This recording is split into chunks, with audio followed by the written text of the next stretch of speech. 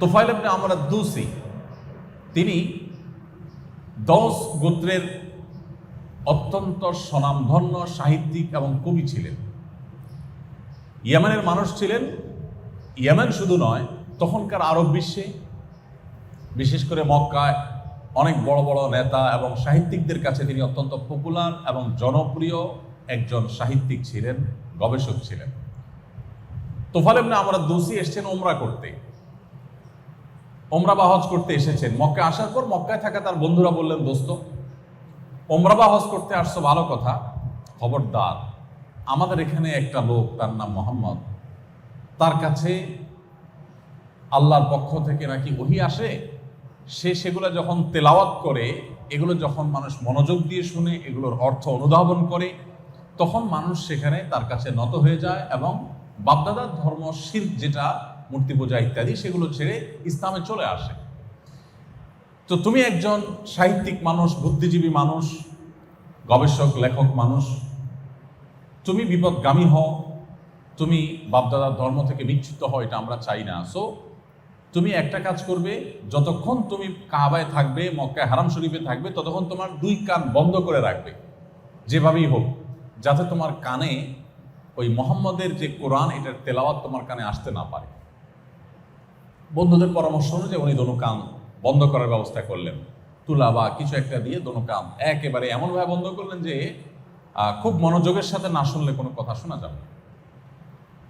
বেশ কিছুক্ষণ এভাবে থাকার পর, যেহেতু শিক্ষিত মানুষ, তার মনে হলো যে আমি কি এত আনপড় জাহেল যে কেউ কিছু বলবে আর তার মন্ত্রে মুগ্ধ হয়ে আমি তার অনুসারী হয়ে যাব? এত অশিক্ষিত তো আমি না, আমার তো যথেষ্ট সেন্স আছে, নিজের যথেষ্ট জ্ঞান আছে। সো আমি শুনি, যদি কোনো কিছু আমার কানে আসে শুনি, দেখা যাক। উনি এরপর সব কিছু খুলে ফেলে দিলেন এবং সৌভাগ্যবশত যথা আপনার সন্দেহ সেটি বাস্তবায়ন হলো এবং যথা আশঙ্কা তারা করেছিলেন সেটি বাস্তবায়ন হলো এবং তার কানে কোরআনে কারিমের তেলাওয়াত ভেসে আসলো। কিছুটা শোনার পর, যেহেতু সাহিত্যিক মানুষ, তিনি বুঝলেন যে এটা আসলে কোনো মানুষের কথা হতে পারে না বা মানুষ এই ধরনের কথা বলতে পারে না।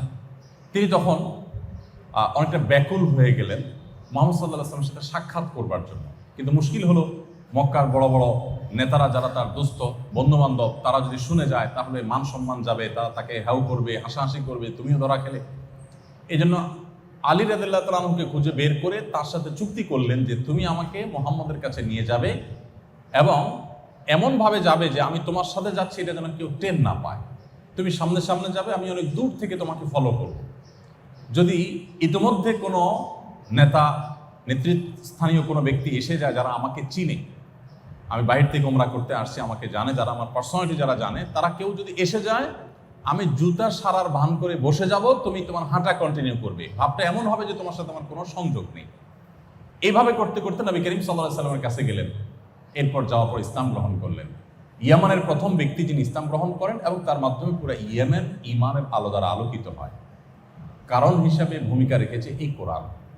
এই কোরআন আমরা আজও পড়ি, কিন্তু তুফাইল ইবনে আমর আদ-দৌসি যে মুহূর্তের কোরআন তেলাওয়াতের কারণে তার পরিবর্তন এসেছে। আমাদের 30 পারা কোরআন বারবার শুনছি, বারবার তেলাওয়াত করছি, আমাদের মধ্যে পরিবর্তন আসছে না। এর অন্যতম একটা বড় কারণ হলো কোরআন বোঝার কোনো চেষ্টা আমাদের মধ্যে নেই। আমরা আমাদের আস-সুন্নাহ ফাউন্ডেশন থেকে 2024 থেকে 2025-এর রমজানের মধ্যবর্তী এই 12 মাস, পুরো বছরটাকে আমরা কোরআন বর্ষ ঘোষণা করে সারা দেশের সর্বস্তরের মানুষকে কোরআনে কারিম বুঝে পড়ার প্রতি আমরা উদ্বুদ্ধ করে একটা প্রতিযোগিতার ঘোষণা দিয়েছি এবং সেই প্রতিযোগিতা আমরা 15 লক্ষ টাকার পুরস্কার ঘোষণা করেছি এবং প্রথম, দ্বিতীয়, তৃতীয় যারা হবেন তাদের জন্য রয়েছে সম্পূর্ণ বিনা খরচে ওমরার ব্যবস্থা। 6 ধাপে পরীক্ষাটা হচ্ছে। প্রথম 5 ধাপে 6 পারা করে, মাত্র 2 মাস সময়, 6 পারা। আপনি আপনার নিজ দায়িত্বে কোরআনটার তর্জমায় কোরআন দেখে দেখে আপনি পড়বেন। কোনো জায়গায় সংশয় থাকলে স্থানীয় আলেমদের শরণাপন্ন হবেন। শুধুমাত্র তর্জমা, কোনো তাফসীর থেকে প্রশ্ন হবে না। তর্জমা যদি কেউ বুঝে পড়ার চেষ্টা করেন, 2 মাস পর, যেমন যে মে মাসের শেষ শুক্রবার বাদ ফজর আমাদের প্রথম ধাপের প্রথম 6 পারার পরীক্ষা হবে। ইতিমধ্যে একটা মক এক্সাম আমরা নিয়েছি, যাতে করে প্রশ্নের ধরন নিতে পারেন সবাই, এখানে অংশগ্রহণ করতে পারেন। আমরা বিজয়ীদেরকে পার্সোনাল লাইব্রেরি এবং ফ্যামিলি লাইব্রেরি নামে 2টি বিশেষ এবং ব্যতিক্রমধর্মী পুরস্কারের ব্যবস্থা রেখেছি। 50,000 টাকার বই, ফ্যামিলি লাইব্রেরি। একটা বাসার মহিলা থেকে নিয়ে শিশু পর্যন্ত কার কি ধরনের বই প্রয়োজন, শিশুর জন্য কোন কোন বই দরকার, মায়েদের জন্য কি কি বই দরকার, সেটা ইসলামিক পার্সপেক্টিভ থেকে বেসিক্যালি, এর বাইরে আরও যা জানা দরকার, কমপ্লিট একটা ফ্যামিলির একটা আদর্শ লাইব্রেরিতে যা থাকা দরকার সেটা আমরা অনেক গবেষণা করে অনেক পরিশ্রম করে বের করে পুরস্কার হিসাবে দিচ্ছি। কারণ গতানুগতিক যে পুরস্কার আছে এর বাইরে আমরা এমন কিছু দিতে চাচ্ছি যে পুরো ফ্যামিলিকে আলোকিত করবে। যাই হোক, তো আপনাদেরকে আমি উদাত্ত আহ্বান করবো যে কোরআন জানবার যে প্রয়োজনীয়তা আছে আমাদের ঈমানকে বৃদ্ধি করবার জন্য, সেই প্রয়োজনীয়তা পূরণ করার একটা সুবর্ণ সুযোগ এটি। পড়াশোনার ফাঁকে ফাঁকে আমরা চাইলে এই কম্পিটিশনে আমরা অংশগ্রহণ করতে পারি এবং আমাদের ঈমানকে আমরা বৃদ্ধি করতে পারি। তো আমি যেটি বলছিলাম যে কোরআন থেকে মানুষ ইসলামে এসেছে এর সংখ্যা ম্যাক্সিমাম, অর্থাৎ যত মানুষ ইসলামে এসেছে তার বেশিরভাগ মানুষই কিন্তু ইসলামে এসেছেন কোরআনের কারণে, আর অবশিষ্ট মানুষগুলো দেখবেন সিরাতের কারণে। আপনি মদিনাতে মক্কায় যারা ইসলাম গ্রহণ করেছেন, এই যে লক্ষাধিক সাহাবী ইসলাম গ্রহণ করেছেন, তাদের জীবনে যদি আপনি স্টাডি করেন আপনি দেখবেন যে বেশিরভাগ মানুষ ইসলাম গ্রহণ করেছেন প্রিয় নবী সাল্লাল্লাহু আলাইহি সাল্লামের ব্যক্তিত্বে মুগ্ধ হয়ে। এবং একজন বন্দী মদিনার এক খুঁটির সাথে তাকে বেঁধে রাখা হয়েছিল, একটি গোত্র নেতা, গোত্রের প্রধান ছিলেন তিনি। ঘটনা আপনারা অনেকে পড়েছেন বিভিন্ন বই পুস্তকে।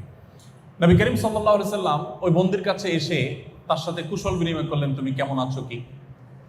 লোকটি বেশ ক্রুদ্ধ হয়ে নবী সাল্লাল্লাহু আলাইহি সাল্লামের সাথে একরকম অসৌজন্যমূলক জবাব দিলেন, কথাবার্তা বললেন। নবী সাল্লাল্লাহু আলাইহি সাল্লাম খুব ধৈর্যের পাহাড় ছিলেন।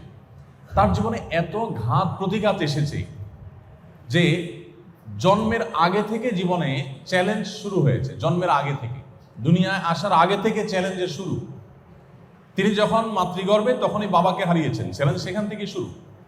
এরপরে জন্মের পরপর যখন এখনো তার শৈশব পার করতে পারেন নাই, তখনই তার মাকে হারালেন। এরপর যখন কৈশোরে পা দিলেন, মোটামুটি একটু বুঝতে শিখলেন, তার একমাত্র আশ্রয়ের জায়গা ছিল দাদা আব্দুল মুত্তালিব, তাকেও হারালেন।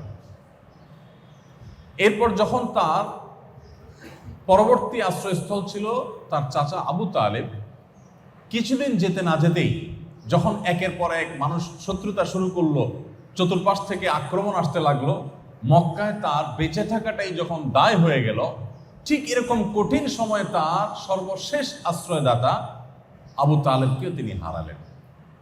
এবং এরকম কঠিন একটি সময়ে তার জীবনের অন্যতম ভরসার জায়গা তার স্ত্রী উম্মুল মুমিনিন খাদিজা রাদিয়াল্লাহু আনহাকেও হারালেন। জন্মের আগে থেকে মাথায় বিপদ করে নিয়ে এসে জন্মের পর প্রতিটি পদক্ষেপে বিপদ একটির পর একটি তার সামনে এসেছে, মুখোমুখি হয়েছেন এবং এত চ্যালেঞ্জের বাধা পাহাড় মাথা নিয়ে সামনে অগ্রসর হয়েছেন। এরপর মক্কায় যে অবশিষ্ট দিনগুলো ছিল সেগুলো ছিল নির্যাতনের, নিষ্পেষণের, সেগুলো ছিল জুলুমের, সেগুলো ছিল ভয়ঙ্কর। 3 বছর লাগাতার অবরোধ তার প্রতি এবং তার অনুসারীদের প্রতি, যারাই ঈমান এনেছে তাদের প্রতি। সে অবরোধ এর ধরন কেমন ছিল? আজকাল যে পৃথিবীতে অবরোধ দেওয়া হয় এটা সেরকম অবরোধ ছিল না, এর চাইতে অনেক বেশি ভয়ঙ্কর ছিল।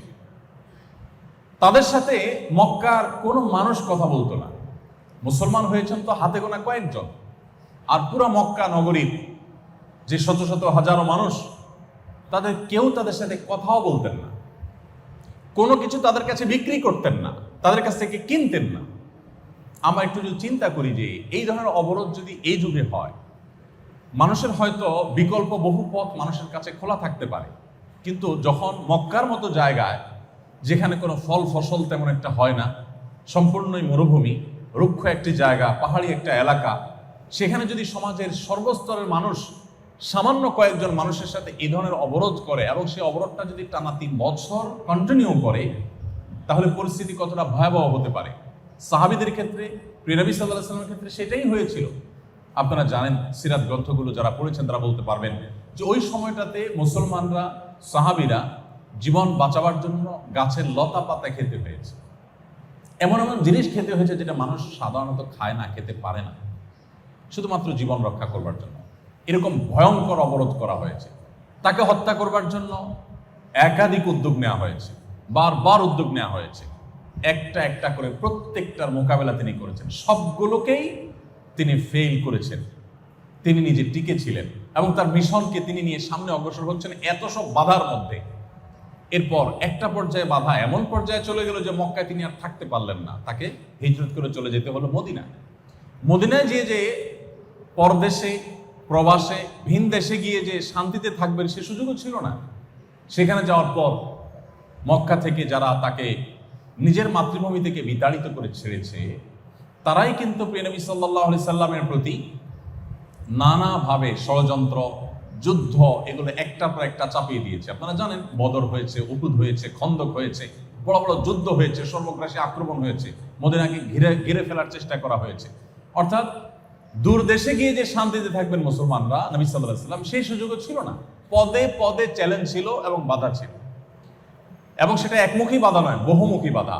অর্থনৈতিকভাবে দুর্বল করার চেষ্টা, রাজনৈতিকভাবে দুর্বল করার চেষ্টা, অস্তিত্বকে নিশ্চিহ্ন করে ফেলার চেষ্টা, ঐক্যবদ্ধ চেষ্টা, আবার বিচ্ছিন্ন প্রচেষ্টা, এমনকি আরবের বাইরের যে সমস্ত তখনকার রোমান সম্রাট ছিল তাদেরকে নানাভাবে নবী সাল্লাল্লাহু আলাইহি ওয়াসাল্লামের ব্যাপারে সংক্ষুব্ধ করা এবং তাদেরকে লেলিয়ে দেওয়া, নানাভাবে চেষ্টা করা হয়েছে। অবাক করা বিষয় হলো, একটা মানুষের জন্মের আগে থেকে এত বাধা, এরপর জন্মের পর একটার পর একটা বাধা পাহাড় ডিঙ্গিয়ে তিনি চূড়ান্তভাবে তার মিশনকে সাকসেস করে আকাশে তুলে রেখে তারপর দুনিয়া থেকে চলে গেছেন।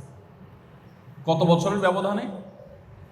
আমরা যদি মদিনার জীবনটাকে শুধু কাউন্ট করি, যে নিজে স্বাধীনভাবে কাজ করার সুযোগ বাধা সত্ত্বেও যেটুকু পেয়েছেন সেটুকু মদিনায় পেয়েছেন, আর সেটি ছিল 10 বছর। 10 বছরে পুরো পৃথিবীর পট পরিবর্তন করে দিয়েছেন, পৃথিবীর ইতিহাসের গতিপথ সম্পূর্ণ চেঞ্জ করে দিয়ে দুনিয়া থেকে চলে গেছেন। তার পথে কোনো গোলাপ বেছানো ছিল না, প্রতিটা পদে পদে কাঁটা ছিল। মুসলমান তো বটেই, একজন অনুসন্ধানী, একজন ন্যূনতম ইতিহাস সম্পর্কে জানতে আগ্রহী মানুষ হিসেবে আমাদেরকে প্রিয় নবী সাল্লাল্লাহু আলাইহি ওয়াসাল্লামের জীবন ইতিহাসটা কেন জানা প্রয়োজন, সেজন্য আমি এতগুলো কথা বললাম। কিভাবে একজন মানুষ তার জীবনে এত অল্প সময়ে এত বড় সাফল্যের চূড়ান্ত শিখরে পৌঁছতে পারেন, পৃথিবীতে এরকমটি আরেকটা ইতিহাস তো খুঁজে পাওয়া যায় না।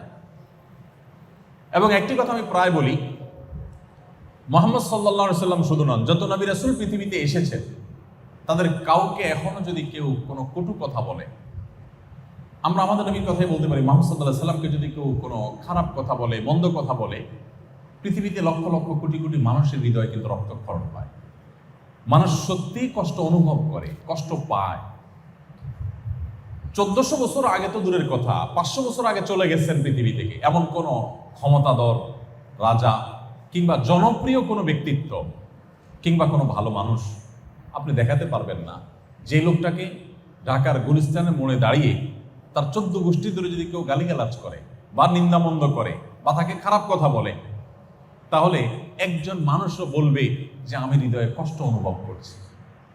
একটা মানুষ আপনি হয়তো পাবেন না। অর্থাৎ তাকে কি বললো না বললো এতে কারোর কিছু আসে যায় না। কিন্তু মুহাম্মদ সাল্লাল্লাহু আলাইহি ওয়াসাল্লাম প্রায় 1500 বছর হতে যাচ্ছে দুনিয়া থেকে তিনি চলে গেলেন। এত সময় পার হওয়ার পর এখনো পর্যন্ত তাকে নিয়ে কেউ কটু কথা বললে পৃথিবীর সমস্ত মুসলমানদের মনে কষ্ট অনুভব হয়। কি ছিল তার মধ্যে, যার কারণে 1500 বছর ধরে তার ভালোবাসা মানুষের অন্তরে এইভাবে গেঁথে আছে? কি ছিল? এই আগ্রহের জায়গা থেকে আমাদের প্রিয় নবী সাল্লাল্লাহু আলাইহি ওয়াসাল্লামের জীবনীটা, সিরাত গ্রন্থ আমাদের শুরু থেকে শেষ পর্যন্ত কমপক্ষে একবার হলেও জীবনে পড়া উচিত। আমি কথা বলছিলাম ঈমান প্রসঙ্গে, যে আমাদের ঈমানকে যদি আমরা নবায়ন করতে চাই, শক্তিশালী করতে চাই, ঈমানকে যদি আমরা পরিচর্যা করতে চাই, আমি যদি শুনে শুনে মুসলমান না হয়ে বুঝে শুনে মুসলমান হতে চাই, তাহলে আমাকে কোরআন পড়তে হবে বুঝে, এবং সিরাত পাঠ করতে হবে নবী সাল্লাল্লাহু আলাইহি ওয়াসাল্লামের। এই দুটি, এর কোনো বিকল্প পথ কিন্তু নেই। আপনি সিরাতের প্রতিটি পদে পদে দেখবেন আপনার ঈমান বৃদ্ধি পাচ্ছে। আমি শুধুমাত্র একটা এক্সাম্পল দিই। নবী করিম সাল্লাল্লাহু আলাইহি ওয়াসাল্লাম স্বপ্নে দেখলেন মদিনায় আসার পর যে তিনি তার সাহাবীদেরকে সাথে নিয়ে মক্কায় গিয়ে ওমরা করছেন, তওয়াফ করছেন, সাই করছেন, ওমরার কার্যক্রমে আছেন, ইহরামরত আছেন, এটা তিনি স্বপ্নে দেখলেন। আর নবীদের স্বপ্ন কিন্তু আমাদের মতো নয়। নবীদের স্বপ্নটা ওহী, অর্থাৎ এটা আল্লাহর পক্ষ থেকে প্রত্যাদেশ। তিনি যেটা স্বপ্নে দেখেন এটা বাস্তব। তিনি স্বপ্ন দেখার পর সাহাবীদেরকে বললেন যে দেখো, আমি তো স্বপ্নে দেখেছি যে আমরা সবাই ওমরা করব, মক্কায় যাব। তার মানে আল্লাহ তাআলা ইন্ডিকেট করছেন যে আমাদের মক্কায় যাওয়া উচিত, আমাদের ওমরা করা উচিত, আমরা ওমরা করব, যেহেতু আমি দেখেছি স্বপ্ন, এটাই বাস্তব হবে। নবীদের স্বপ্ন অন্য সাধারণ মানুষের মতো নয়। সাহাবীরা যথারীতি প্রস্তুতি নিলেন, উনিও প্রস্তুতি নিলেন, সবাই এহরাম করে চলে গেলেন ওমরার উদ্দেশ্যে। এবং নবী করিম সাল্লাল্লাহু আলাইহি ওয়াসাল্লাম পরিবারের সদস্যরাও সাথে ছিলেন, হাজার হাজার সাহাবীদেরকে নিয়ে ওমরার উদ্দেশ্যে চলে গেলেন। হুদায়বিয়া নামক জায়গায় যাওয়ার পর তাকে সেখানে বাধা দেওয়া হলো এবং মক্কার মুশরিকরা তাকে ঢুকতে দিলেন না। এবং শেষ পর্যন্ত বহু আলোচনা পর্যালোচনার পর ঐতিহাসিক হুদায়বিয়া সন্ধি চুক্তি সেখানে হয়। সেই চুক্তি অনুসারে প্রথম কথাই হলো যে তোমরা যারা এবছর ওমরার জন্য এখানে এসেছো, অলরেডি তারা এহরাম করে এসেছেন এবং ওমরার পরে তারা আল্লাহর শুকরিয়া আদায় করবার জন্য যে যে কার্যক্রম আছে সবগুলোর প্রস্তুতি তারা নিয়ে এসছেন, সব সাথে আছে এবং এহরামরত আছে। যারা মক্কায় গেছেন, মদিনায় গেছেন, ওমরা বা হজ করেছেন, তারা জানেন যে এহরাম এর পোশাক পরার পর মানুষের মনোজগতের মধ্যে কেমন একটা আকুলতা আসে, কেমন ব্যাকুল অবস্থা তৈরি হয়, কিরকম আবেগঘন একটা পরিবেশ তৈরি হয়। ঠিক এই সময়টা যদি কাউকে বলা হয় যে আপনি রিটার্ন চলে যান, আপনাকে ওমরা করতে দেওয়া হবে না, এই কষ্টটা কোন মাত্রার হতে পারে সেটা বলাই বাহুল্য। যাই হোক, সাহাবীরা সবাই একবারে মক্কার কাছাকাছি চলে গেলেন, হুদায়বিয়া চলে গেলেন, এহরামরত আছেন। ওই মুহূর্তে মক্কার মুশরিকদের সাথে চুক্তি হলো যে না, তোমরা এই বছর রিটার্ন যাবে, তোমাদেরকে মক্কায় ঢুকতে দেওয়া হবে না, আগামী বছর তোমরা ওমরা করো। এখন যারা এই বছর বাধা দিয়েছে, সামনের বছর যে বাধা দিবে না তার কোনো গ্যারান্টি নেই, বাট চুক্তি হয়ে গেছে, উভয় পক্ষ থেকে স্বাক্ষর হয়ে গেছে। সাহাবীদের মনের অবস্থা বলাই বাহুল্য, খুব মনোবেদনায় আছেন। নবী করিম সাল্লাল্লাহু আলাইহি সাল্লাম নির্দেশ করছেন, সাহাবীদের মধ্যে সেটা কোনো মানে অ্যাক্টিভিটিস দেখা যাচ্ছে না, সেটা পালন করার কোনো মানসিকতা দেখা যাচ্ছে না। নবী সাল্লাল্লাহু আলাইহি নিজেও চিন্তিত হয়ে পড়লেন যে কি ব্যাপার, যে সাহাবীরা আমার নির্দেশ দেওয়ার আগে তারা প্রস্তুত থাকে, এখন তারা কোনো কথাই মানছে না। সবাইকে বলা হচ্ছে মাত্র চুল চেঁচে ফেলার জন্য যে ওমরার সর্বশেষ কার্যক্রম, যদিও তো অসাই করি নেই, যেহেতু বাধাগ্রস্ত হয়েছে, আমরা মাথা চুল চেঁচে হলক করে আমরা ফেরত যাব। সাহাবীরা কেউ চাচ্ছেন না। নবী করিম সাল্লাল্লাহু আলাইহি সাল্লাম চিন্তিত হয়ে পড়লেন। এই যে একটা কঠিন সময়, এই কঠিন সময়ে আমরা হলে কি করতাম, একটু যদি আমরা ভাবি, আমরা হলে কি করতাম? সবার মধ্যে এই প্রশ্ন আসতো। আমরা খুব ভদ্রতার সাথে হলেও বলতাম, হে আল্লাহর রাসূল, আপনি না স্বপ্নে দেখেছেন যে আমরা ওমরা করছি এবং সেই স্বপ্নের বাস্তবায়নের জন্য আপনি আমাদের নিয়ে এসেছেন। এখন দেখা গেল যে কই, আমরা ওমরা তো করতে পারছি না, আপনি বলছেন ফেরত যেতে, তাহলে আপনার স্বপ্ন বাস্তবায়ন হলো কই? নবীদের স্বপ্ন তো ভুল হয় না, তো আপনি সত্য নবী হয়ে থাকলে এটা কিভাবে হলো? নিশ্চয়ই আমরা এরকম প্রশ্ন করতাম। সাহাবীদের কারণ মনে হয়তো এই প্রশ্ন আসেনি। ঐতিহাসিকগণ হুদায়বিয়ার ঘটনার বর্ণনা উল্লেখ করতে গিয়ে কোনো সাহাবীর এরকম কোনো মন্তব্য দেখাতে পারেননি, কারণ মনে এরকম সন্দেহ ছিল না। আমি যে সন্দেহের ঊর্ধ্বে থেকে ইমান, সন্দেহাতীত ইমান, দৃঢ় বিশ্বাসের যে ইমান, সেটার কথা বলছিলাম, এটা হলো তার এক্সাম্পল।